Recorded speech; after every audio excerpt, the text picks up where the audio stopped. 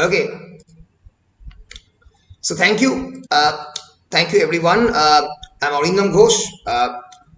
As I have already told you that from today we will try to go deep delve into the text of Jane Eyre, or rather the summary of Jane Eyre written by Charlotte Brontë.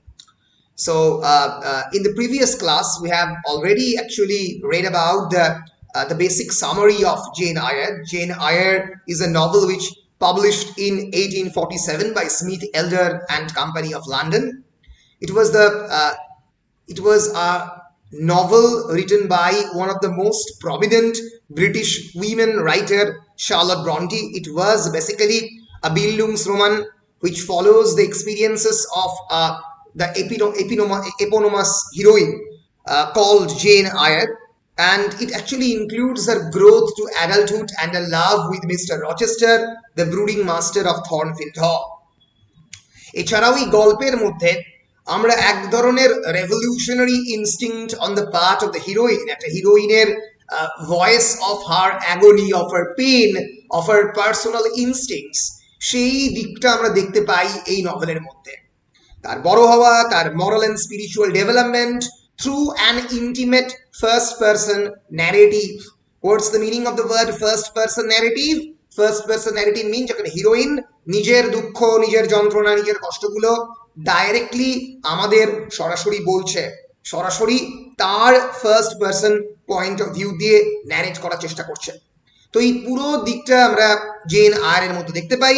আমি আগেই বলেছি gen আয়ারের প্লটকে আমরা basically পাঁচটা ভাগে ভাগ করতে পারি। The first is the Gateshead Hall episode, where it shows Jane Eyre's at her only 10 years old self.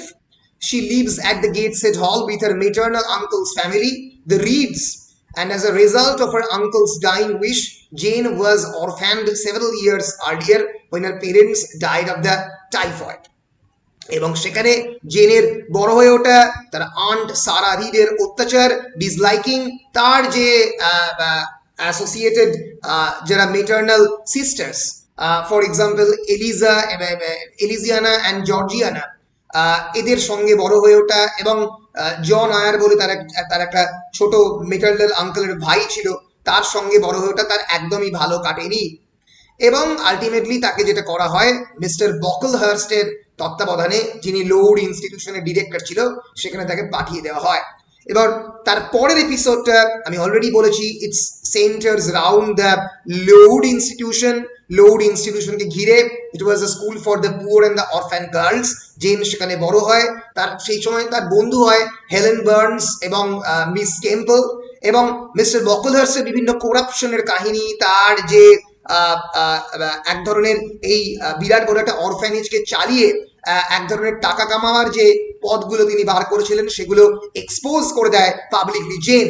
এবং তার পরের এপিসোড থর্নফিল্ড হলে জেন পড়াতে যায় একজন টিচার হিসেবে, লোড ইনস্টিটিউশন ছেড়ে as a governance, seeing the advertisement in a news paper, এবং সেখানে এডওয়ার্ড ফেয়ারফ্যাক্স রচেস্টারের সঙ্গে তার পরিচয় হয়, তার সঙ্গে ভালোবাসা হয়। পরবর্তীকালে যে সমস্যা দেখা দেয় তাদের রিলেশনশিপের মধ্যে, এক ধরনের একটা মিস্টিরিয়াস ক্যারেক্টার, যেটা আমি আগের দিনের আমার ক্লাস লেকচারে বলেছি, একটা মিস্টিরিয়াস ক্যারেক্টার এসে মাঝে মাঝেই তাদের জেনের ঘরের মধ্যে ঢুকে পড়তো। ইনফ্যাক্ট ওয়েডিং নাইটের সময়, যেদিন জেনের ম্যারেজ, সেই ম্যারেজের সময় জেনের যে ওয়েডিং ক্লোথ, সেটা পর্যন্ত ডিস্ট্রয় করে দেয় সেই ক্যারেক্টারটা। এই বাড়ির বিভিন্ন লোকজন বলতে থাকে সেই ক্যারেক্টার হচ্ছে বেসিক্যালি সেই বাড়ির একজন সার্ভেন্ট গ্রেসফুল, কিন্তু পরবর্তীকালে দেখা যায় that is not graceful. she was actually the ex-wife or the former wife, or we can call the first wife of Edward Fairfax Rochester, and her name is Antoinette Cosway, the first name, and or Bertha Mason. তার ম্যারেজের পরে তার নাম হয় Bertha Mason. She was a black woman, a marginalized woman, a mad woman of the attic, চিলেকোঠার উন্মাদিনী বলে চিরকাল mister Rochester তাকে প্রচার করেছে। হয়তো সে তাই, হয়তো সে নয়, এই ধরনের কনফিউশন এই গল্পের মধ্যে রয়ে যায়।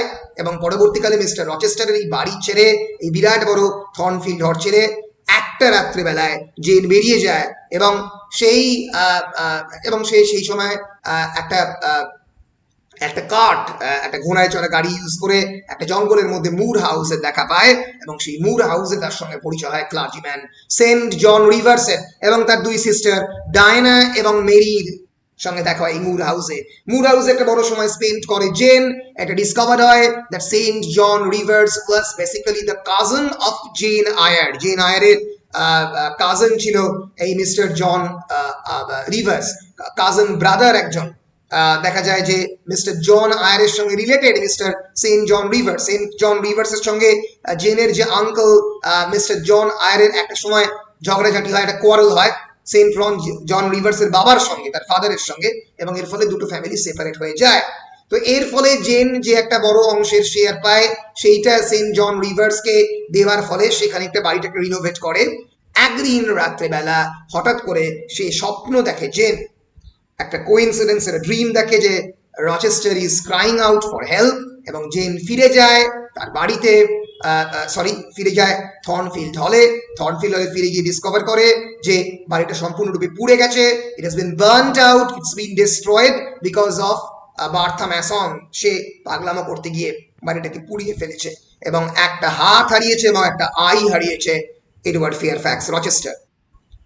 এডওয়ার্ড ফেয়ারফ্যাক্স রচেস্টারের সঙ্গে আলটিমেটলি জেনের রিকনসিলিয়েশন হয়, একটা লাভ অ্যাফেয়ার, সে সাড়া দেয় তার প্রপোজালে এবং দে ম্যারেড। এই গল্প শেষ হচ্ছে when Jane is actually gave birth to a son, এবং আমরা দেখি যে অ্যাডেলে ভার্নেস যাকে পড়াবার জন্য জেন ওখানে গিয়েছিল, who was actually যে আমরা জানি যে মিস্টার রচেস্টারের একজন মিস্ট্রেস ছিল, সেই মিস্ট্রেসের যে মেয়ে হচ্ছে অ্যাডেলে ভার্নেস, তার সে অলমোস্ট জেনকে অ্যাকম্পানি করার মতো বড় হয়ে গেছে।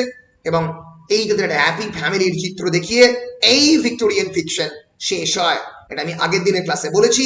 অনেক ধরনের প্রশ্ন রয়ে যায় এই ভিক্টোরিয়ান ফিকশন নিয়ে। তার মধ্যে একটা প্রশ্ন হচ্ছে Eurocentric perspective. Eurocentric perspective means telling the narrative from the European point of view. For example, is Bartha Mason is really an evil character? সত্যি সে কি ইভিল, নাকি তাকে ইভিল করার মতো করে তাকে দেখানো হয়েছে ইচ্ছে করে? এই নভেলের পার্সপেক্টিভে আমরা জানি জেন আয়ারের একটা সিকোয়েল লেখা হয়েছিল, তার নাম হচ্ছে ওয়াইড সারগাসো সি। আমি আগের দিনকে তোমায় দেখিয়েছিলাম জি রাইজের লেখা wide Sargasso sea. This is a famous post colonial novel. Post colonial means beyond the colonial outlook, beyond the colonial perspective, which tries to attack the colonialist point of view or colonialist perspective. এই বইটা দেখানো হয়েছে এই অ্যান্টয়েনেট কসওয়ে বা Bertha Mason, যে একজন Creole হেয়ারেস and was basically a Creole woman from Jamaica, তাকে কেমন করে শার্লট ব্রন্টি একটা ডেভিলিশ ওয়েতে mad woman in the attic হিসেবে পোর্ট্রে করেছে। ফলে জি রাইস, যিনি একজন ডমিনিকান বর্ন ব্রিটিশ অথর, তিনি কিন্তু আমাদের যে পার্সপেক্টিভ শার্লট ব্রন্টি আমাদের দেখাচ্ছেন যে এডওয়ার্ড ফেয়ারফ্যাক্স রচেস্টার আসলে একটা অত্যন্ত fair European so called hero, তাকে কিন্তু হিরো হিসেবে এই নভেলে ওয়াইড সারগাসোসিতে পোর্ট্রে করা হয়নি, rather as a colonial master হিসেবে পোর্ট্রে করা হয়েছে। ফলে এই ধরনের প্রশ্ন কিন্তু জেন আয়ার থেকেই যাবে যে দুটো European character Jane Eyre and Edward Fairfax Rochester, তাদের রিকনসিলিয়েশনের জন্য এরকম একটা ভ্যাম্প বা খলনায়িকা বা এই ধরনের একটা mad women in the attic from the জ্যামাইকাকে ক্রিয়েট করেছেন। কে ক্রিয়েট করেছেন? না, শার্লট ব্রন্টি ক্রিয়েট করেছেন। ফলে আমাদের কাছে মোটামুটি গল্পটা পরিষ্কার। বলো, তোমাদের কাছে গল্পটা পরিষ্কার? যারা আগের দিনের ক্লাস করেছো তাদের জন্য বলছি, যারা ক্লাস করোনি তাদের জন্য আশা করছি গল্পটা পরিষ্কার। আমি যদি বলি ক্যারেক্টার, ইম্পর্টেন্ট ক্যারেক্টার অবশ্যই Jane Eyre, who is the novel's narrator and protagonist. We all know, আমরা দেখতে পাবো মিসেস সারা রিডকে। Sarah Reed was basically Jane's maternal aunt, যে সবসময় তাকে অত্যাচার করতো। Then John Reed, Jane's 14-year-old first cousin John Reed. আমরা পাবো এলিজা রিডকে অ্যান্ড জর্জিয়ানা রিডকে। এছাড়া আমরা পাবো mister লয়েডকে, who was the compassionate apothecary who recommends that Jane to be sent in the school. Apothecary means a sort of medical professional. এবং আমরা পাবো mister বকলার্সকে, who was the clergyman, the director and the treasurer of the orphanage of the Lourdes school. whose maltreatment of the pupils is eventually exposed. এই ধরনের Victorian ফিকশনে এই এক ধরনের villainous ক্যারেক্টারকে আমরা দেখতে পাবোই, এবং সেটা হচ্ছে মিস্টার বকলার্স। আমরা পাবো এই লোইড ইনস্টিটিউশনে খুবই জেন আয়ারের দুজন কাছের বন্ধু মিস ম্যারিয়া টেম্পল এবং হেলেন বার্নসকে, যারা জেনের খুব কাছাকাছি থাকবে, এবং Maria Temple was actually the kind superintendent of the Lowood school and Helen Burns was Jane's best friend at the Lowood school. এরপরে আমরা পাবো অ্যাডিলে ভার্নেস এবং মিসেস অ্যালিস ফেয়ারফ্যাক্সকে, the elderly kind widow and the housekeeper of the Thornfield Hall, এবং Adele Varens and excitable French child, যাকে Jane governess হিসেবে দায়িত্ব নেয়, এবং হু ওয়াজ basically the daughter of the Celine Verness, who was the mistress of Edward Fairfax Rochester, and Grace Poole, a woman of 30 and 40, a red hair with a hard plain face, যে একজন intoxicated হিসেবে তাকে দেখায় mister Rochester, এবং mister Rochester pays her a very high salary to keep his mad wife Bertha hidden and quiet, and Grace Poole actually takes care of Bertha Mason. আমরা এই গল্পে পাবো ছোট্ট ছোট্ট বেশ কয়েকটা ক্যারেক্টারকে, যেরকম ব্ল্যানশি ইনগ্র্যামকে, একজন ইয়াং সোশিয়ালাইট যার প্রেমে মিস্টার রচেস্টার পড়বে। আমরা পাবো রিচার্ড ম্যাসনকে, the Englishman, who was actually Bertha Mason's brother, Richard Mason. আমরা পাবো বার্থা অ্যান্টয়েনেটা ম্যাসনকে, এডওয়ার্ড রচেস্টারের first wife. She is now violent and in a state of intense derangement, mentally unstable. সেভাবেই তাকে দেখানো হয়েছে as a black Jamaican woman. এছাড়াও আমরা সেন্ট জন রিভার্সকে পাবো তার দুই সিস্টার ডায়ানা এন্ড মেরি রিভার্সকে। এছাড়া বেশ কয়েকটা ছোট ছোট ক্যারেক্টার রয়েছে, রোজামন্ড অলিভার, মিস্টার অলিভার, যারা ওই ভিলেজ স্কুলে, যেখানে একদম মুড হাউসে গিয়ে যখন জেন পড়াবে একদম 4th এপিসোডে, তখন আমরা তাদেরকে পাবো ছোট ছোট চরিত্র। ফলে আমরা জেন আয়ারের সামারিটা আমি তোমাদেরকে আরেকবার বললাম তোমাদের সুবিধার জন্য। আজকে আমরা মোটামুটি জেন আয়ারের যে বেসিক চ্যাপ্টার ওয়াইজ সামারি, আমরা জানি gen Iyer has been divided into 36 chapters. এই 36 চ্যাপ্টার্সের আমরা যে সামারিটা সেইটা পরপর দেখার চেষ্টা করবো যে প্রত্যেকদিন 6টা বা 7টা করে চ্যাপ্টার অ্যাটলিস্ট পড়ার। তাহলে আমরা মোটামুটি 6টা ক্লাসে 6×36 6টা ক্লাসে মোরলেস 38 চ্যাপ্টার্স ওই 6টা বা 7টা ক্লাসের মধ্যে যাতে আমরা শেষ করতে পারি সেই চেষ্টা আমরা করব। সো আমরা এবার জেন আয়ারের টেক্সটের দিকে আমরা তাকাবো, এবং তার সঙ্গে সঙ্গে আমরা চেষ্টা করব যে জেন আয়ারের সামারিটার দিকেও তাকাতে। So let us start. মানে আমরা সামারি পড়বো এবং তারপরে অল্প অল্প করে টেক্সটের দিকেও দেখতে দেখতে যাব। বলো, কোনো প্রশ্ন রয়েছে তোমাদের? স্যার বলছি, রেড রুমে কি জেন আয়ারের আঙ্কেল মারা গেছিল? হ্যাঁ, রেড রুমে জেন আয়ারের আঙ্কেল মারা গিয়েছিল, এবং সেই জন্যই মানে বেসিক্যালি রেড রুমে ওই গোস্টের এপিসোডটা হয়, যেখানে জেন তার আঙ্কেলকে দেখে মৃত্যুর মধ্যে, এরকম জেন মনে করে আর কি। ঠিক আছে, সো এইভাবেই আমরা ওই রেড রুমের এপিসোডটা আমরা যখন ডিটেলে পড়বো আমরা তার দিকে দেখাবো। তো ওইখানেই তার আঙ্কেল মারা গিয়েছিল আর কি, অনেক আগে মারা গিয়েছিল, এই নভেল শুরুর আগে মারা গেছে। বেশ, বলছি গথিক কনভেনশন মানে কি? গথিক কনভেনশন হচ্ছে, গথিক হচ্ছে এক ধরনের স্পেসিফিক স্টাইল নভেল, যেটা প্রথম শুরু হয়েছিল from 1740s। Horace Walpole's Castle of Otranto বলে এক ধরনের তিনি নভেল দেখেন। Gothic actually means generating a kind of sensibility which is ghostly like, which is full of the horror and terror. এই একটা পরিবেশ ক্রিয়েট করা হচ্ছে গথিক নভেলের মেন কাজ।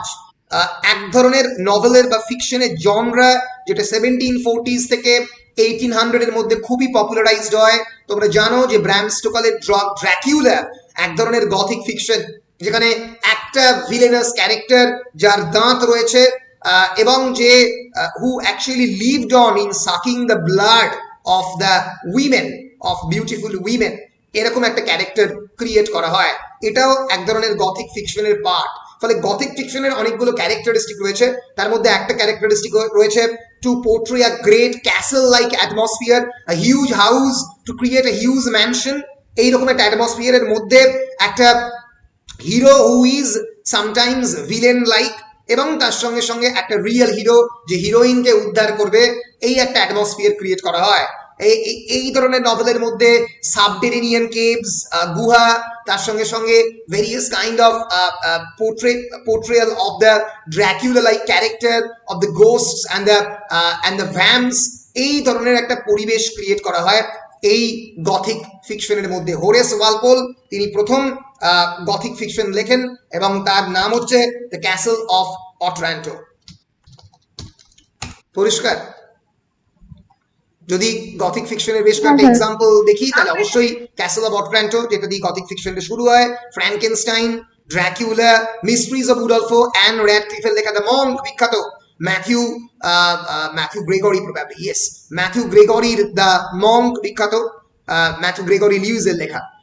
এইগুলো হচ্ছে বিভিন্ন ব্র্যাম স্টোকারের ড্র্যাকুলা, এগুলো হচ্ছে বিভিন্ন example of the Gothic fiction আমরা বলতে পারি। গথিক ফিকশন কথাটা বেসিক্যালি গথিক আর্কিটেকচার থেকে ডিরাইভ করেছে।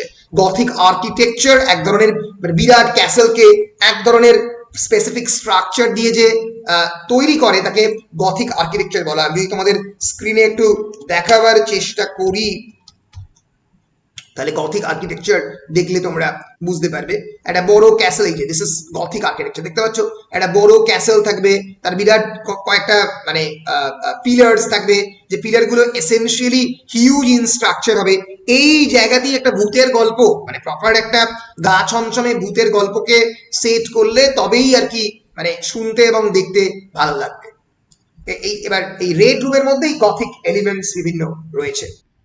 রেড রুমের মধ্যে জেন আয়ারের অন্যান্য জায়গাতেই গা ছমছমে বিষয়টা বিভিন্ন সময় রয়েছে, but gen Iyer is not a Gothic fiction. Gothic fiction নয়, গথিক এলিমেন্টস থাকতে পারে, কারণ গথিক ফিকশনটা পুরোপুরি এই ধরনের আলো, আবঝায়া, ভূত, সুপার ন্যাচারাল এলিমেন্ট এগুলোকে ঘিরে আবর্তিত হবে। বুঝতে পেরেছ? হ্যাঁ স্যার। বেশ বেশ বেশ বেশ।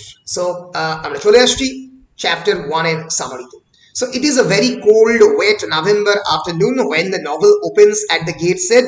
একটু ক্যারেক্টারগুলোর নাম এবং ঘটনাগুলো মনে রাখার চেষ্টা করবে, কারণ এখান থেকে কিন্তু 5 নম্বরের প্রশ্ন আসে।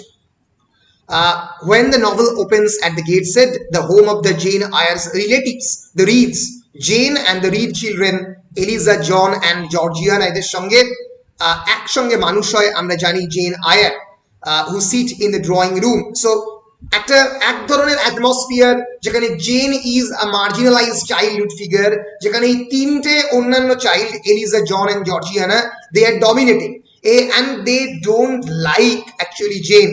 সেইখানে জেন আয়ারের জন্ম। So Jane's aunt is angry with her, purposely excluding her from the rest of the family. So Jane sits alone in a window seat reading the Bewick's History of the British Birds. So Jane is being raised in an atmosphere of social exclusion and exploitation.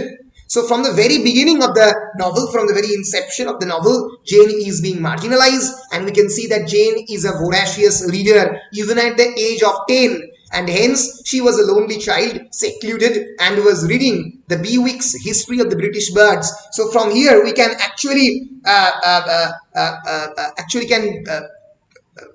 can deduce the fact that Jane is a bit of an intellectual child, and she is a great voracious reader, reading a non-fictional history of the British birds from the very beginning of her childhood. As she quietly reads, her cousin John torments her, reminding her of her precarious position within the household. So from the very beginning, John is tormenting her and saying that she doesn't belong to the household. And as orphaned niece of Mrs. Reed, she should not be allowed to live with gentlemen's children. তার কোনো অধিকার নেই বাড়িতে থাকার, কারণ she is only the orphaned niece of Mrs. Reed, Mrs Sarah রিডের niece সে, তার জন্য তার কোনো অধিকার নেই এই বাড়িতে থাকার। John throws a book at Jane and calls him a murderer and slave driver. জন জেনের দিকে একটা বই ছোঁড়ে এবং তাকে বলে মার্ডারার এবং স্লেভ ড্রাইভার। স্লেভ তোমরা জানো ভিক্টোরিয়ান ফিকশনে বা ভিক্টোরিয়ান লিটারেচারে একটা অত্যন্ত ডেরোগেটরি স্ল্যাং, বিকজ কৃতদাস বলতে ব্ল্যাকদের প্রতি যে সো কল্ড কনভেনশনাল হোয়াইট ভিক্টোরিয়ানদের যে ভয়ঙ্কর বিদ্বেষ, যে ভয়ঙ্কর অ্যাঙ্গার, যে ভয়ঙ্কর আমরা বলতে পারি এনভি, সেই সাইডটা বেরিয়ে আসে। The two children fight and Jane is blamed for the quarrel. As punishment, she is banished to the Red Room. So having been not disturbing John, though John directly actually disturbs and throws the book to the Jane is blamed for the quarrel, and as a punishment she is banished to the Red Room. So what is the significance of this story? We can, from the very beginning, if we see the text, we can clearly deduce that how John Reed is a very intolerant preacher. Jane ke John Reed ki boleche amra dekhte parchi, you have no business to take our books, you are a dependent, mama says, you have no money, your father left you none, you ought to beg and not to live here with the gentlemen's children like us. কিন্তু আমরা পরবর্তীকালে দেখব যে actually তা নয়, জেনের নামে বেশ কয়েকটা প্রপার্টি লিখে গেছে এবং সেটা তার যে আন্ট সে সেটাকে নানাভাবে প্রেশারাইজ করে সেটাকে সামনে আনতে দেয়নি। So by calling John a murderer and slave driver, and Roman Emperor Jane emphasizes the corruption that is inherent in the ruling classes. So John ke murderer bole এবং slave driver bole, মানে as if Jane নিজে slave, Jane emphasize করছে যে এই যে ruling class, John as a ruling ক্লাসে belong করে, এর ফলে জন যে তার উপর একটা almost as a colonial master এরকম একটা রোল নিচ্ছে, সেটা কিন্তু জেন তার সামনে তুলে ধরার চেষ্টা করে। সো আমরা দেখতে পাচ্ছি জেনকে একটা আইসোলেটেড এবং এনক্লোজড অবস্থায় উইন্ডোর সামনে বসে থাকতে। It actually reminds connect with the imagery of the red room to which Jane is banished at the end of the chapter. এই আইসোলেটেড ইমেজারিটা কন্টিনিউড হবে এরপরে চ্যাপ্টার 2তে, যখন জেনকে এর মধ্যে এই রেড রুমের মধ্যে ভরে দেওয়া হবে। চ্যাপ্টার 2 এবং চ্যাপ্টার 3 মিলে একসঙ্গে এখানে সামারিটা করেছে, যাতে দুটো শর্ট চ্যাপ্টারকে একসঙ্গে এই পুরো রেড রুম এপিসোডটাকে একটা জায়গায় আনা হয়। তাহলে রেড রুমের এপিসোড নিয়ে যদি 5 মার্কসের কোনো কোয়েশ্চেন আসে, যেটা আসার সম্ভাবনা রয়েছে 5 মার্কসের জন্য রেড রুম, তাহলে চ্যাপ্টার 2 এবং চ্যাপ্টার 3 সামারির দিকে তাকাতে হবে। So as she is being dragged to the red room, যখন তাকে টানতে টানতে রেড রুমে নিয়ে যাওয়া হচ্ছে, জেন রেজিস্টস আর জেলার্স অ্যাজ ইফ তারা জেলার, বেসি and miss Abbott, after the servants have locked her in. এরা বেসিক্যালি জেলার বলতে এরা সার্ভেন্ট, বেসি অ্যান্ড মিস অ্যাবট, ছোট্ট ছোট্ট দুটো character.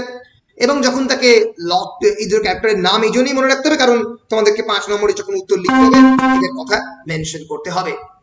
And after the servants have locked her in, Jane begins observing the red room. Jane red roomটাকে observe করতে শুরু করে। It is the biggest and best room of the mansion.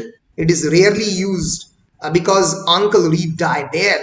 Uncle Reed সেখানে মারা গিয়েছিল। So looking into a mirror, Jane compares her image to that of a strange fairy. Fairy, anyone? Any idea of fairy? F-A-I-R-Y. Fairy মানে এক ধরনের angel, আমরা বলতে পারি একটা ধরনের angel like figure. Yes yes, right you are. So সে মানে এক ধরনের ভূত বা প্রেত, এই ইমেজারি গুলো এই নভেলের মধ্যে আমরা বারবার দেখো রিকারেন্টলি হতে থাকবে। So fairy means an angel like figure, নিজেকে একটা স্ট্রেঞ্জ ফেয়ারির সঙ্গে কম্পেয়ার করছে Jane. The oddness of being in a death chamber seems to have stimulated Jane's imagination, and she feels superstitious about her surroundings. The oddness of being in a death chamber. Remember, this was a death chamber of Mr. Reed, the Uncle Reed. ফলে এইরকম একটা রুমের মধ্যে 10 বছরের একটা মেয়ে আবদ্ধ, naturally that will create a kind of imaginary superstition inside her mind, and she is quite fearful. And she is also contemplative, ভাবছে বিভিন্ন বিষয় নিয়ে। Why she wonders is she always the outcast? ভাবছে সে সবসময় কেন আউটকাস্ট, সে সবসময় সমাজ থেকে কেন বিতাড়িত, কেন পার্শ্বরেখায়িত, কেন তাকে সবসময় লোকজন একটা খারাপ চোখে দেখে। And the reader learns that Jane's Uncle Reed, her mother's brother, brought her into the household. তার ব্রাদার তাকে বাড়িতে এনেছে। So on his deathbed, he made his wife promise to raise Jane as one of her own children, but obviously this promise has not been kept. So on his deathbed he made his wife promise, তার wife মানে এই Mrs read, সারা রিডকে দিয়ে promise করিয়েছিল যে জেনকে তার নিজের একজন সন্তান হিসেবেই সে বড় করবে। অবভিয়াসলি সে মানে মিসেস রিড তার এই প্রমিস রাখেনি। And suddenly Jane feels a presence in the room and imagines it might be Mr. Reed returning to Earth to avenge his wife's violation of his last wish. হঠাৎ করে gen ভাবলো যে সেই ঘরের মধ্যে তার আঙ্কেল রিড যেন চলে এসছে, তার ওয়াইফ যে ভায়োলেট করেছে এই ধরনের agreement at the time of his death, তার উপরে রিভেঞ্জ নিতে। সে ক্রিমস, সে ভয় পেল, যদিও সেই রিভেঞ্জটা ন্যাচারালি তার উপরে হবে না, জেনের উপরে হবে না, তার ওয়াইফের উপরে হবে, কিন্তু তাও জেন ভয় পেল। And the servants come running into the room. Jane begs to be removed from the Reed room, but neither the servants nor Mrs. Reed have any sympathy for her. তাদের কোনো সিম্প্যাথি নেই। 10 বছরের চাইল্ডকে ঘরের মধ্যে আবদ্ধ করে রেখেছে, believing that Jane is pretending to be afraid, ইচ্ছে করে ভয় পাওয়ার প্রিটেনশন করছে। Mrs. Reed vows that Jane will be freed only if she maintains perfect stillness and submission. যখন চুপ করে বসে থাকবে সে, perfect stillness and submission. Submission is a very important word in the Victorian context because women are expected to be submissive, not to be revolutionary. Women were societyর established discourse-এর বিপক্ষে প্রতিবাদ করবে না, প্রতিরোধ করবে না, কোনো কথা বলবে না, চিরকাল তাদেরকে অবদমিত করে রাখা হবে। এইভাবেই জেন আয়ারকে বারবার দেখার চেষ্টা করবে Victorian society, Victorian patriarchal lens, যে পুরুষতান্ত্রিক লেন্স দিয়ে আমরা দেখার চেষ্টা করি নারীকে, যে নারী রাত্রি 8টার সময় বাড়ির বাইরে বের হবে কেন, নারীরা কেন একটা পাইলটের কাজ করতে পারবে কি করে। ফলে এইভাবে যে আমরা নারীকে বারবার মার্জিনালাইজ করে দেখার চেষ্টা করি, তার বিপক্ষে একটা রেজিস্ট্যান্স ক্রিয়েট করার চেষ্টা করছে আমরা দেখতে পাচ্ছি gen আয়ারে। So when everyone leaves, Jane actually faints. Jane সেই সময় অজ্ঞান হয়ে যাবে, and Jane awakens in her own bedroom surrounded by the sound of the muffled voices. চারপাশে ফিস ফিস বিভিন্ন শব্দ দিয়ে জেনের ঘুম ভাঙে। She is still frightened but also aware that someone is handling her more tenderly than she has ever been touched before. তাকে অনেক বেশি carefully কেউ হ্যান্ডেল করছে, and she feels secure when she recognizes Bessie and Mr. Lloyd, an apothecary, standing near her bed. Mr. Lloyd তাকে খুব সাবধানে deal করছেন। Apothecary was we can say a precursor of a medical professional. Medical professional এর আগের যে স্টেজটা, যিনি নার্সের মতো করে কেয়ার নিতেন, যিনি বিভিন্ন ওষুধ প্রেসক্রাইব করতেন, তাকে আমরা বলতে পারি অ্যাপোথিক্যারি। Standing near the bed, Bessie is kind to Jane and even tells another servant that she thinks Mrs. Reed was too hard on Jane. বেসি বললো যে মিস্টার রিড জেনের উপরে খুবই মানে হার্ড অ্যাটিটিউড করেছে, and Jane spends the next day reading and Bessie sings her a song. পরের দিনটা gen পড়াশোনা করে এবং বেসি গান গেয়ে তার সময়টা কাটালো। After the conversation with Jane, Mr. Lloyd is the kind-hearted apothecary, যার জন্য কিন্তু লোড ইনস্টিটিউশনে জেন গেল। Mr. Lloyd recommends that Mrs. Reed send her away to school, and Jane is excited about leaving the Gateshead and beginning a new life. নিজের একটা life, নতুনভাবে life শুরু করবে বলে জেন আনন্দিত হলো, কিন্তু জেন তখন জানে না যে সেই gen is not aware about the contemporary Victorian orphanage, and orphanages were actually almost the seat of all forms of corruption, all forms of torment and torture towards the children.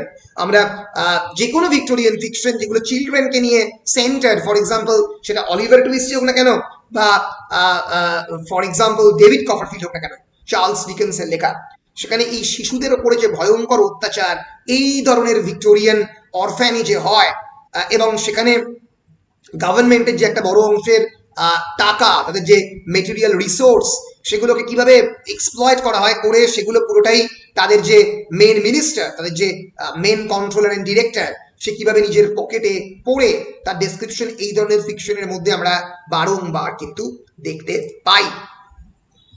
So, overhearing a conversation between Miss Abbott and Bessie, Jane learns that her father was a poor clergyman who married her mother against her family's wishes. তার ফ্যামিলির উইশেসের এগেনস্টে কিন্তু বিয়ে করে তার বাবা। As a result, Jane's grandfather Reed disinherited his daughter.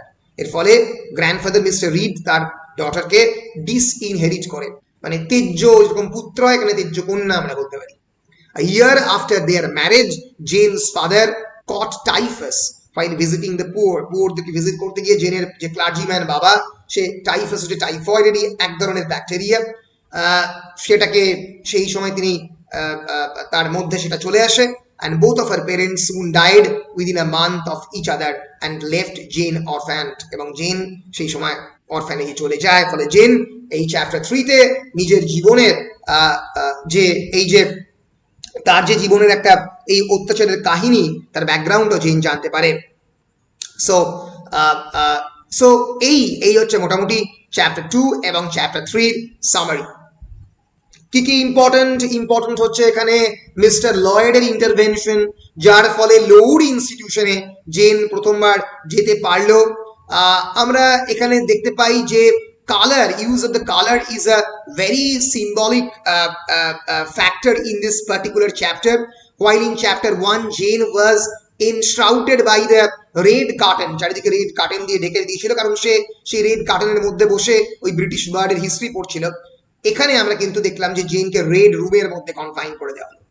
And chapter 3 opens with Jane remembering a nightmare image of a terrible red glare crossed with thick black bars. Red is the color of the violence, red is the color of the bloodbath. ফলে বারবার জেনের জীবনের মধ্যে যে violence নেমে এসছে, বারবার Jane is being surrounded and enshrouded by this red colours, এটা বারবার কিন্তু মনে করিয়ে দেওয়া হচ্ছে আমাদের এই চ্যাপ্টার 2 এবং chapter 3-তে। So for Jane, red has become the color of the hellish nightmare, as if she is grounded or an inferno, তাকে যেন একটা হেলের মধ্যে ঢুকিয়ে দেওয়া হয়েছে, in which she is jailed behind the impenetrable black bars. Impenetrable মানে যাকে penetrate করা যায় না, যার ভিতরে ঢোকা যায় না, সেই ব্ল্যাক বার কোথা থেকে জেলে থাকে, প্রিজন হাউসের সিম্বল, সেই ব্ল্যাক বারের মধ্যে যেন তাকে জেনকে ইমপ্রিজন করা হয়েছে। সো এই ধরনের নেগেটিভ কনোটেশন বারবার দেখানো হয়েছে। Skin colour is also very important. আমরা দেখতে পারি here the reader learns that John reviles her mother for a dark skin, মানে জেন তো naturally is a British woman, কিন্তু তার সত্ত্বেও জেনকে কিন্তু বারবার ইচ্ছে করে ডার্ক স্কিন বলে বলা হচ্ছে। ফলে আমরা দেখতে পাই যে এই নভেলের মধ্যে পরও দেখতে পাবো এই ডার্কনেস, ব্ল্যাকনেস এর সঙ্গে, as if darkness is connected with an unacceptable foreignness, self and the other. এই আদারাইজেশন, যেটা সিগমন্ড ফ্রয়েডের বিখ্যাত কথা আমি আগের দিন বলছিলাম, এই ফ্রয়েডের যে থিওরি, যে I am the self and otherisation, অন্য যেগুলো আমাদের মতো মানুষ নয়, এদের দেখতে আমাদের মতো না, those who are black people, those who belongs to a different community, তাদেরকে আমরা সবসময় মার্জিনালাইজ করি। আমরা নর্থ ইস্টের মানুষজনকে মার্জিনালাইজ করি, সিকিমের মানুষজনকে মার্জিনালাইজ করার চেষ্টা করি, কারণ তাদের ফেসিয়াল স্ট্রাকচার একটা মঙ্গলয়েডদের মতো, রাইট? সো এই যে মার্জিনালাইজেশন, আই এম সেলফ, আমাকে দেখতে একজন ট্র্যাডিশনাল হিন্দু বাঙালির মতো, যখনই অন্য আরেকজনকে দেখতে অন্যরকম, ব্ল্যাক স্কিন কালার বা ফেশিয়াল কমপ্লেক্সন অন্যরকম, তাকে আদারাইজ করার যে প্রচেষ্টা, যেটা এই নভেলের মধ্যে আরো একবার আমরা দেখবো বার্থা ম্যাসনের ক্ষেত্রে, সেই বিষয়টা আমরা কিন্তু এই নভেলের মধ্যে বারবার পাচ্ছি। আমরা এগিয়ে যাচ্ছি। The issue of the ethnocentrism মানে ethnic color, ethnic means related to the race. But Jane Eyre is also very much connected with the race studies, critical race studies, কারণ এখানে বিভিন্ন রেসের মানুষজন পার্টিসিপেট করবেন, এবং বার্থা ম্যাসনের ক্যারেক্টার স্পেসিফিক্যালি। চ্যাপ্টার 4-এর যদি আমরা সামারির দিকে তাকাই, তাহলে দেখবো following her discussion with Mr Lloyd, Jane expects that she will soon be sent away to school, খুব তাড়াতাড়ি তাকে স্কুলে পাঠানো হবে। But the only change Jane notices in her status following her experience in the Reid room is that the boundary between Jane and the Reid children is more solid. আস্তে আস্তে আরো solid হচ্ছে, তাদের মধ্যে এক ধরনের বাউন্ডারি বা এক ধরনের সীমানা জ্ঞান তৈরি হচ্ছে। সীমানা তো সবসময় চোখে দেখা যায় না, সবসময় তো চোখে দেখার বাইরেও তৈরি হয়। On January 15, after the 3 months of waiting for a change, Jane is finally summoned to the breakfast room. জেনকে ব্রেকফাস্ট রুমে প্রথমবার ডাকা হলো, তার আগে তাকে তার নিজের রুমের মধ্যেই খাবার দেওয়া হচ্ছিল। Here she finds Mr. Bucklehurst waiting for her. Mr. Bucklehurst এর সঙ্গে তার পরিচয় করা হলো, standing like a black pillar, Mister বকুলার্সকে একটা ব্ল্যাক পিলারের সঙ্গে তুলনা করা হচ্ছে। Mister Brocklehurst interviews Jane about hell, sin and the Bible. তোমরা জানো সেই সময় খ্রিস্টান theology was very important in admitting someone to a school. কাউকে স্কুলে অ্যাডমিট করতে গেলে তার conception of the salvation, about good, about evil, about hell, about sin, about Bible জানা খুব প্রয়োজনীয় ছিল। Her aunt's worst suspicions about her moral character are confirmed when Jane declares to Brocklehurst that the Psalms are not interesting. Jane বলল Psalms, P-S-A-L-M-S, P এর pronunciationটা unpronounced রয়েছে। Psalm is a kind of music, it's a kind of singing which is a part of the Bible. বাইবেলের যে religious যে singing এর পার্টটা তাকে সাম বলা হয়, সেটা ইন্টারেস্টিং নয়। জেন বলল 19th সেঞ্চুরির একটা ওম্যান রিলিজিয়াস টেক্সটের বাইবেলের একটা অংশকে বলছে ইন্টারেস্টিং নয়, that is being compared with blasphemy. যেন তুমি ঈশ্বরেই বিশ্বাস করো না, তোমাকে মানে হেলের মধ্যে চুবিয়ে ফায়ার প্যানের মধ্যে ভাজা হবে এরকম অবস্থা, বাবাই যাচ্ছে না। So as a final poke at Jane, Mrs. Reed declares that her niece is a liar, তার niece একজন মিথ্যাবাদী, and Brocklehurst promises to alert the other members of the school to Jane's deceitful nature. ঠিক আছে, কোনো চিন্তা নেই, কারণ Brocklehurst এর অত্যন্ত ভিলেনাস ক্যারেক্টারের মানুষ। সে বলল যে আমি এই বাচ্চার টেক কেয়ার নেব এবং অন্যান্য সমস্ত লোককে জানিয়ে দেবো কিরকম খারাপ ভিলেনাস ক্যারেক্টার হচ্ছে gen. Jane resents Mrs. Reed's statements about her character, and when the two are alone together, Jane retaliates against her aunt. যখন একদম শেষ মুহূর্তে একা জেনকে ছাড়া হলো তার আন্টের সঙ্গে, বকলার্সের সঙ্গে যাওয়ার আগে, Jane is resenting and resisting and retaliating against her aunt's behavior. তার আন্টের বিহেভিয়ারের বিপক্ষে সে রিট্যালিয়েট করছে, সে তার বিপক্ষে কথা বলছে। জেনের যে একটা ভয়েস রয়েছে, তার যেটা কণ্ঠস্বর রয়েছে বিপক্ষে বলার, সেটা আমরা প্রথমবার বুঝতে পারছি। Angry and hot, Jane declares that she is not a liar, she liar noy, and that she is glad that Mrs. Reed is not her relation, and finally that Mrs. Reed is hard-hearted. Mrs. Reed তার relation নয়, কারণ তার তো original তার যে মামা সে হচ্ছে mister read যে মারা গেছে। And Jane feels a sense of triumph and exaltation, and Mrs. Reed sheepishly leaves the room, এবং Mrs. Reed আস্তে আস্তে জায়গা ছেড়ে চলে গেল, মানে হেরে গেল জেনের সঙ্গে আর্গুমেন্টে। The chapter ends with a conversation between Jane and Bessie. Bessie's সঙ্গে কথা বলে জেন চলে গেছে। Jane makes Bessie promise to be nice during Jane's final days at Gateshead. Bessie যেন তার সঙ্গে ঠিক মতো করে কথা বলে। Bessie claims he likes Jane more than she likes the Reed children. Bessie বলে যে এই Reed children থেকে জেনকে বেশি লাইক করে, and confesses that even her mother has noticed how often Jane has been mistreated by the Reeds. তার নিজের মাও দেখেছে যে কেমন করে রিডসদের দ্বারা সে অত্যাচারিত হয়। In celebration of their new friendship, Bessie tells Jane some of her most enchanting stories and sings her sweetest songs. তাদের নিউলি ডেভেলপড, অনেক দেরিতে ফ্রেন্ডশিপটা ডেভেলপ করলো, কিন্তু তাদের এই নিউলি ডেভেলপড ফ্রেন্ডশিপের খাতিরে বিভিন্ন ধরনের গান এবং নতুন নতুন গল্প শোনাতে লাগলো। তার যে শেষ কয়েকদিন যখন সে কাটাবে এই গেটসেডে, সেই দিনগুলোর জন্য আমরা দেখতে পাবো এই চ্যাপ্টারে মিস্টার বকলার্স এর ক্যারেক্টারকে। Brocklehurst enters the book in this chapter ushering in the change that will alter Jane's life. পরবর্তীকালে জেনের জীবনে যে এই একটা এক্সপ্লয়টেটিভ ক্যারেক্টার, একটা ব্ল্যাক পিলার হিসেবে সত্যি আসবে, একটা narrow sable clad shape standing erect on the rug. তার সামনে দাঁড়িয়ে রয়েছে একটা অত্যন্ত ন্যারো ফিগার, যার পোশাক আশাক নিয়েও জেন খুব একটা খুশি নয়। এইটাই সিম্বলাইজ করছে Jane's aversion against this kind of clergyman. এবং বকলহার্স্ট যে একটা ছোট্ট শিশু, তাকেও তার মধ্যেও কোনো ধরনের পিউরিটি দেখতে পাচ্ছে না, তাকেও সিন, স্যালভেশন এইসব নিয়ে প্রশ্ন করছে। এটাই প্রশ্ন জাগায় সেই সময়কার থিওলজিক্যাল এই যে মাস্টার যারা বা মিনিস্টার, তাদের স্ট্যান্ড পয়েন্ট নিয়ে। দেখতে পাই যে এই জায়গাতে, এই নভেলের এই জায়গাতে আমরা দেখতে পাই Mrs Reed's eye of ice that dwells freezingly on the Jane. জেনের প্রতি তার যে একটা অত্যন্ত ঠান্ডা, অত্যন্ত একেবারেই উষ্ণ নয় এরকম একটা সম্পর্কের যে হিন্ট এই জায়গার মধ্যে আমরা দেখতে পাই। অ্যান্ড জেন আর্গুমেন্টে মিসেস রিডকে হারিয়ে দেয়, সেটা প্রমাণ করে জেন কতটা আর্গুমেন্টে স্ট্রং। তো এই জিনিসগুলো আমরা চ্যাপ্টার 4 এর মধ্যে দেখতে পাই। চ্যাপ্টার 4 প্রিপেয়ার করছে আমাদেরকে চ্যাপ্টার 5 এ যখন জেন ডিপার্ট করছে গেটসেড হল থেকে একটা নতুন জীবনের জার্নিতে। কিসের journey? The journey to the Lowood institution, the institution for the orphans. পরিষ্কার আশা করছি তোমাদের কাছে। আমরা চ্যাপ্টার 5 শুরু করছি।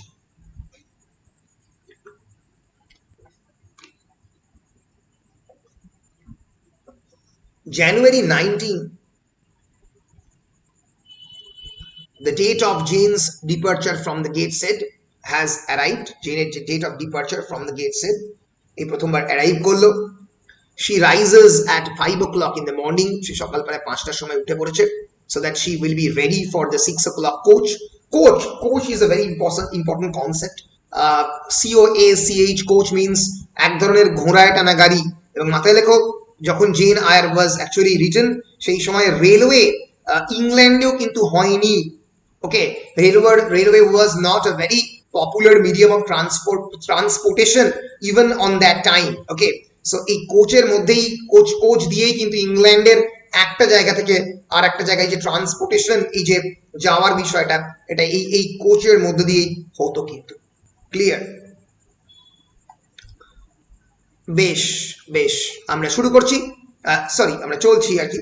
That she will be ready for the 6 o'clock coach. None of the family rises to bid Jane farewell. It was a very cold farewell. কেউ ঘুম থেকে উঠলো না, জেন একা বেরিয়ে গেল। and she happily journeys far away from the reeds. তার খুশি হলো যে রিডস থেকে সে দূরে যাচ্ছে।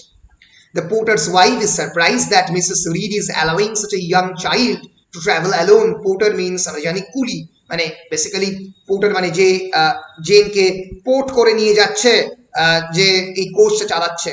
তার ওয়াইফ সারপ্রাইজ হলো মিসেস রিডের দ্বারা যে এত বাচ্চা মেয়েকে একা ট্রাভেল করতে ছেড়ে দিচ্ছে। জেন's imaginative nature is once again apparent as she worries that kidnappers will snatch her away at the inn where the coach stops for dinner. রাত্রেবেলা একটা জায়গায় থামলো কোচটা, একটা ইন আমরা জানি সরাইখানাতে, যখন ডিনার করার জন্য। এবং তখন জেন ইমাজিনেটিভলি আবার ভাবছে যে তাকে যেন সবাই কেউ না কেউ কোনো কিডন্যাপাররা তুলে নিয়ে চলে যাবে। ফলে জেনের যে ইমাজিনেটিভ নেচার, যে কল্পনাপ্রবণ মন, যেটা রেড রুমের মধ্যে আমরা দেখেছি, তার আঙ্কেলের ঘোষকে সে দেখছে, এটা বারবার তাকে একটা অন্য জগতে, অন্য পৃথিবীতে নিয়ে যাচ্ছে। So the day of the Jane's arrival at the Lord is rainy, windy and dark. It symbolizes that her initial stay into the Lord institution will going to be extremely unceremonious and dark. সেটা যে তার যে external atmosphere, সেটা hint out করছে তার internal অ্যাটমসফিয়ারটাকে, যেটা ইট going to be a rainy, Windy and dark time for Jane, at least the initial years. And Jane is led through the unfamiliar labyrinthine halls of the Lord. যে labyrinthine মানে গুহার মতো আঁকা বাঁকা, যে কেভ, আনফ্যামিলিয়ার, চেনে না, এরকম একটা কেভ লাইক হলের মধ্যে, লৌডের মধ্যে জেন ঢুকে পড়লো। until she reaches a large room in which 80 other girls sit doing their homework. 80টা আরো বাচ্চা মেয়ে সেখানে বসে তাদের হোমওয়ার্ক করছে একটা বিরাট বড় ঘরের মধ্যে। Soon it is bedtime চলে এলো, and Jane wearily makes her way to the bed. একটা ছোট্ট বিছানা আছে, প্রায় কয়েদির মতো। জেলার হচ্ছে মিস্টার বকলার্স এবং এরা হচ্ছে প্রিজনার, প্রায় কয়েদিদের মতো। লোড ইনস্টিটিউশন, সেখানে এরা বাঁচে। ঠিক মতো নিউট্রিশনাল ফুড দেওয়া হয় না, ঠিক মতো খাবার দেওয়া হয় না, ঠিক মতো অ্যাটমসফিয়ার, বাচ্চাদের থাকার যে পরিবেশ, তা তৈরি করা হয় না। The next day, Jane follows the full routine of the school, studying from the pre-dawn until 5 o'clock in the evening. প্রায় সকাল থেকে pre-dawn এবং 5টা অবধি হচ্ছে স্কুলের routine. The chapter is filled with Jane's observations of the school. Jane discovers the kind Miss Temple and the unreasonable Miss Scatcherd, SCATCHERD, Scatcherd, who unfairly punishes Helen Burns, তার যে পরবর্তীকালে বন্ধু হেলেন হবে, তাকে আনফেয়ারলি পানিশ করছে Miss Scatcherd. এবং তার সঙ্গে পরিচয় হলো Miss Temple, the kind hearted Miss Temple, যে অনেকটা এই বাচ্চাদের দায়িত্বে থাকবে। While solitary and isolated through most of the day, Jane does converse with Helen. জেনের সঙ্গে বন্ধুত্ব করে উঠলো হেলেনের, এক ধরনের কনভারসেশন ক্রিয়েট হলো, dialogue. who tells Jane that Loud is a charity institution for orphan children. জানলো প্রথমবার হেলেনের কাছে যে একটা charity institution for the orphan children, দানের জন্য তৈরি করা হয়েছে। She also learns that Miss Temple must answer to Mr. Bucklehurst in all she does. সে যা করে তার জন্য মিস টেম্পলকে মিস্টার বকলহার্স্টের কাছে আনসারেবল থাকতে হয়। So further, Jane is making progress in her journey of the self-knowledge. This entire novel is a Bildungsroman. It's a German word. It means the novel of growth. So growth means development. Growth means actually self-knowledge, self-awareness and self-consciousness. যত gen বড় হচ্ছে, নিজের সম্পর্কে, নিজের পরিবেশ সম্পর্কে সচেতন হচ্ছে, জ্ঞানী হচ্ছে, and has now progressed from the Gateshead to the Loud. এই গেটসেড থেকে লোডে আসার তার যে জার্নিটা, সেটা শুধুমাত্র কেবলমাত্র একটা অরফ্যান চিলড্রেনের জার্নি নয়, তার জীবনের একটা জার্নি, যেটা তাকে অনেক পরিমাণে ম্যাচিওর করে দিচ্ছে। কারণ সে অনেক বেশি মানুষের সঙ্গে পরিচিত হচ্ছে, অনেক বেশি মানুষকে চিনছে, পৃথিবীটাকে বুঝতে শিখলো যেটা একটা orphan charity institution for the orphan children. এবং আমরা আরেকটু ভালো করে যদি জেন আয়ারের বায়োগ্রাফি দেখি, যদি আমরা শার্লট ব্রন্টির বায়োগ্রাফি দেখি, আমরা বুঝতে পারবো modelled after the clergy daughter school at the Cowan Bridge where Charlotte Bronte and her sisters Maria Elizabeth and Emily were sent, Lowood is not appealing. Jane আয়ারের Charlotte Bronte একটা স্কুলে পড়তো, সেই স্কুলের নাম ক্লার্জি ডটার স্কুল, কোয়েন ব্রিজে। সেই স্কুলও খুব একটা অ্যাপিলিং বলে মনে হয়নি, খুব একটা অ্যাট্রাক্টিভ বা ফ্যাসিনেটিং বলে মনে হয়নি তার শার্লট ব্রন্টি। এর ফলে সেইভাবেই কিন্তু মানুষ করেছে, আমরা দেখতে পাচ্ছি, সেইভাবেই কিন্তু আমরা দেখতে পাচ্ছি যে এই যে স্কুলটা, এটা ডেসক্রিপশন অনেকটা সেইভাবে দেয়া হয়েছে। ফলে এই চ্যাপ্টারে আরো একটা ইম্পর্টেন্ট জিনিস হচ্ছে যে আমরা হেলেন বার্নসের সঙ্গে প্রথমবার দেখতে পাচ্ছি what does Helen Burns name signify. She is burning with a passion for heaven and her fate is to die of a fever.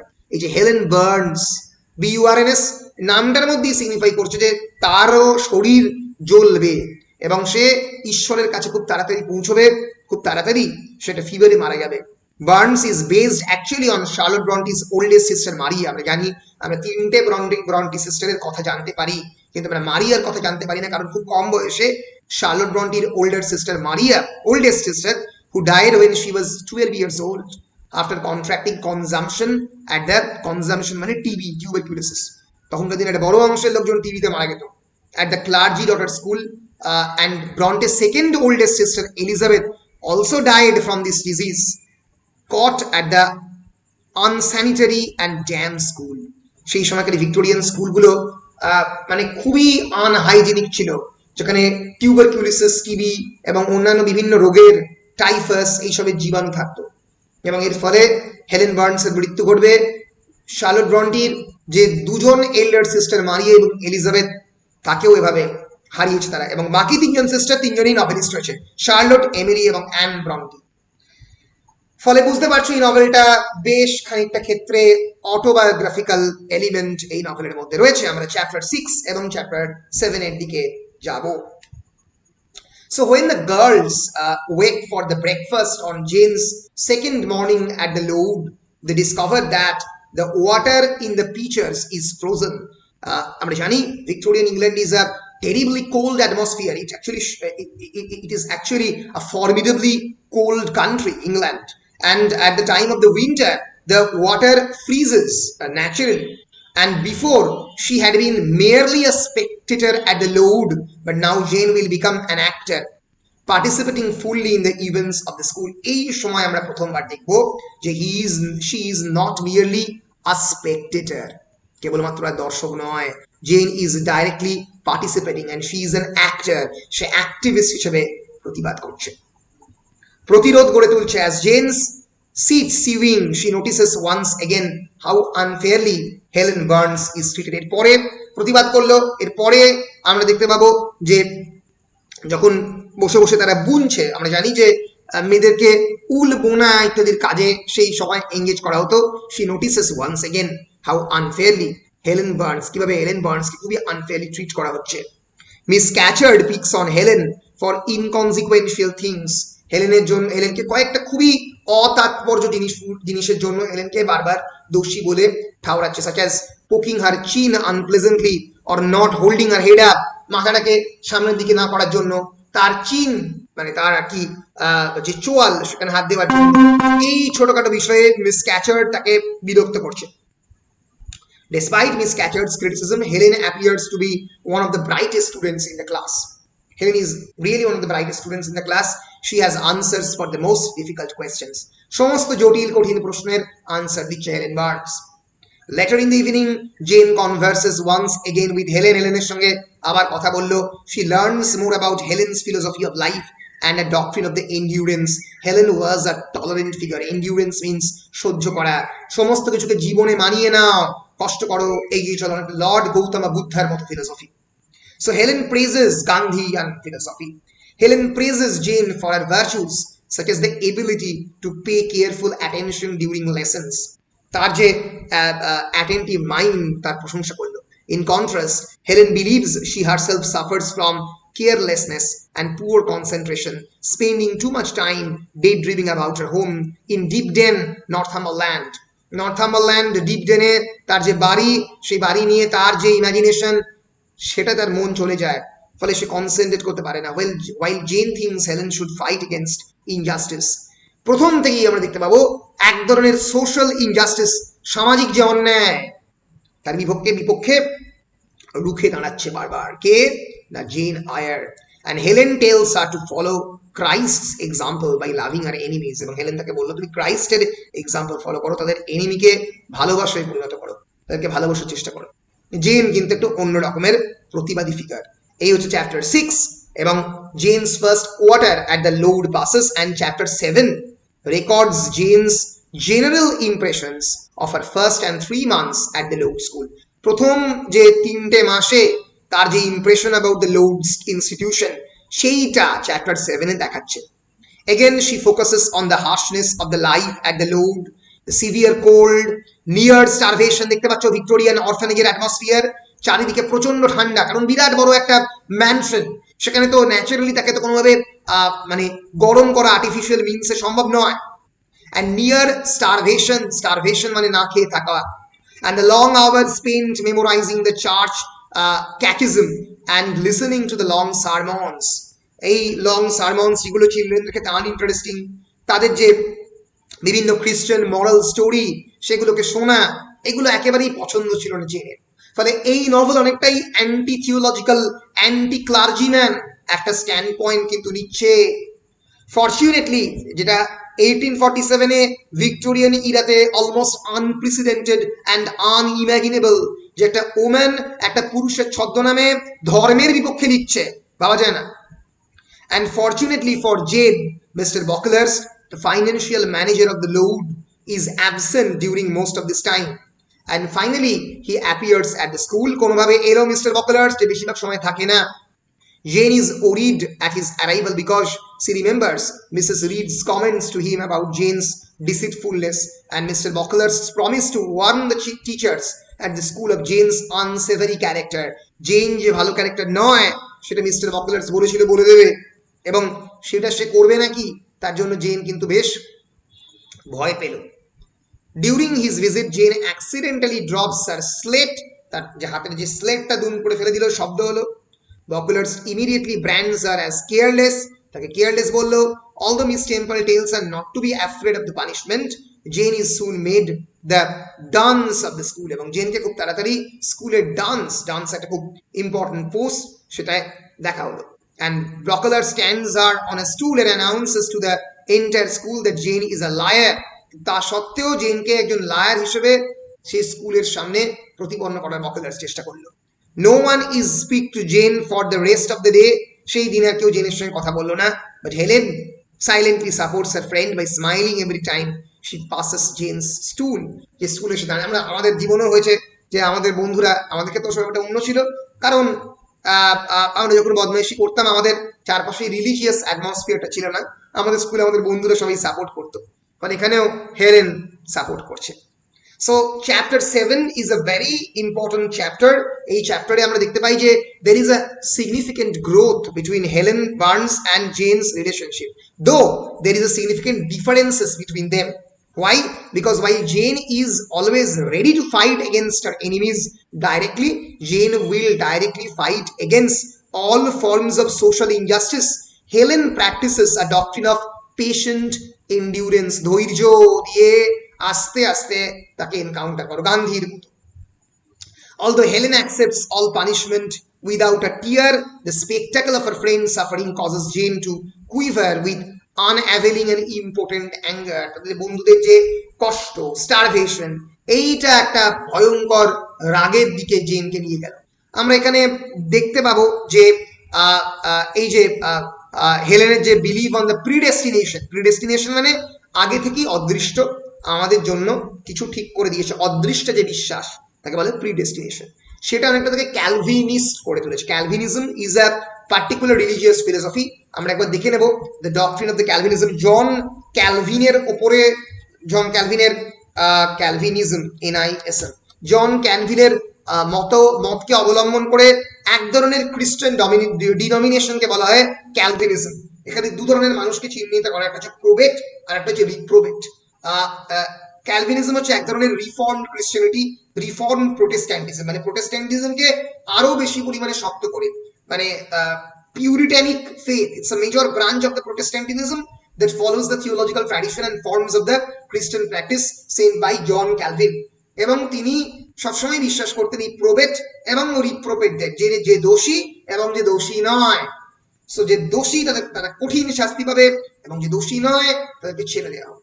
So এই যে একটা একটা মানে strange doctrine based on good and the evil, তাকে যেটা খুব strong religious মরালিটিকে maintain করে, তাকে ক্যালভিনিজম বলে। তো সেই পার্টিকুলার প্রোটেস্ট্যান্টিক স্কুলের কিন্তু মানে সেই ফিলোসফি থেকে কিন্তু আমরা দেখতে পাবো এই লোড ইনস্টিটিউশন অপারেট করছে। ফলে এই যে strong believe of the predestination and other things কিন্তু এই জায়গাতে এই নভেলের মধ্যে এই জায়গাতে ঘটছে। And Brocklehurst hypocrisy is highlighted in this chapter at the arrival of this dour man. Dour means very evil character who looks longer, narrower and more rigid than ever. Jane is immediately upset. Her intuitive dislike for him is clearly justified in the scene. সে দেখেই বুঝতে পারছে কোনো একটা খারাপ ঘটনা তার সঙ্গে ঘটবে। সো এইভাবে চ্যাপ্টার 6 এবং চ্যাপ্টার 7 আমরা দেখতে পাচ্ছি কলিং জেন অ্যান্ড ইন্টারপোলার। ইন্টারপোলেশন মানে কোনো একটা জায়গা থেকে যদি কেউ চুরি করে, মানে কোনো একটা জায়গা থেকে আমি ভেতরে ঢুকে পড়ে সেখান থেকে কোনো একটা জিনিস নিয়ে চলে গেছি। এলিয়েন মানে তোমরা জানো যে অন্য গ্রহের মানুষ যদি এই গ্রহে ঢুকে পড়ে। সো বারবার জেনকে আদারাইজ করার প্রচেষ্টা বকলার্স করছে। So calling Jane an interpolar and alien, Bokler's attempts to place Jane back into the inferior outsider position she occupied at the Gateshead. Gateshead যেরকম একটা ইনফিরিয়ার আউটসাইড হিসেবে জেন ছিল, এই লোডেও তাকে মার্জিনালাইজ করার চেষ্টা করলো, কিন্তু আলটিমেটলি যে পারবে না, জেন যে রুখে দাঁড়াবে তার স্ট্রেংথ অফ দ্য ক্যারেক্টার দিয়ে, সেটা আমরা কিন্তু এই নভেলের মধ্যে দেখতে পাবো। আমরা মোটামুটি 7টা চ্যাপ্টার পড়ে ফেললাম 38টা চ্যাপ্টারের মধ্যে। আমি যদি প্রত্যেকদিন 7টা করে চ্যাপ্টার পড়তে থাকি তাহলে 5-7টা 35, মোটামুটি 5 দিন বা 6 দিনের মাথায় আমরা এই টেক্সটটাকে শেষ করব। আমরা আবার কালকে আমি আবার কালকে ক্লাস দেবো। কালকে সকাল 11টায় ক্লাসটা নিচ্ছি, ঠিক আছে? আজকে আমি সকালে ব্যস্ত ছিলাম বলে নিতে পারলাম না, আই এম সরি। তো কালকে সকালবেলায় আমি আবার জেন আয়ার নিয়ে এগিয়ে যাব। আমরা চেষ্টা করব চ্যাপ্টার 8 টু চ্যাপ্টার 16 কালকে শেষ করার। তোমাদের কোনো ধরনের প্রশ্ন থাকলে আমাকে করতে পারো। Any question? গোলাপ, রঙ্গন, সুস্মিতা?